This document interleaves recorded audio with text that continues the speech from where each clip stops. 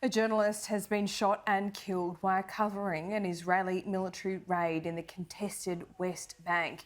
Al Jazeera Shireen Akleh, a joint Palestinian and American citizen, had covered events in East Jerusalem and the West Bank for 3 decades. Israeli authorities claim it is not clear who is responsible for her death, but Al Jazeera has accused Israeli forces of deliberately targeting her. Carried through Ramallah's streets in a sea of anger and grief. Al Jazeera correspondent Shireen Abu Akleh was a well-respected observer of the conflict here. But the Palestinian journalist and US citizen was shot and killed, reporting on an Israeli raid in the occupied West Bank. She's someone I've been looking up to ever since I was a kid, watching all of her reports. And I never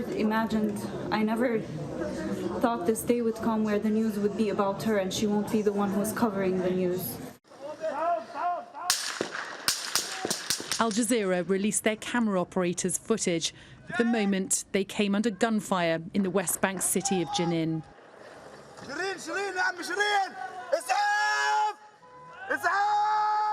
We're blurring the image of Ms. Abu Akleh lying on the ground.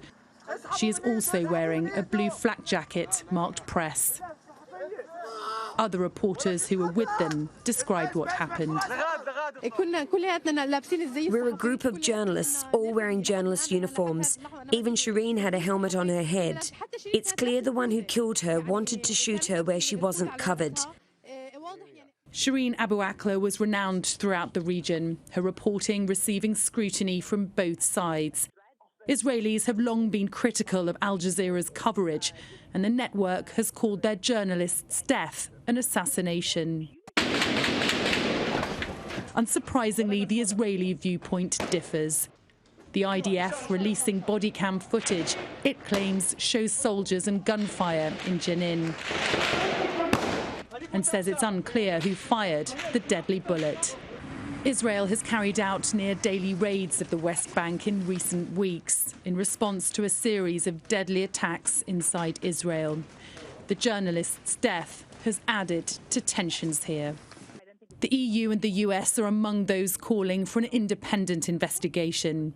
But what is clear is the people of this complex region have lost a knowledgeable and powerful voice. Sally Lockwood, Sky News.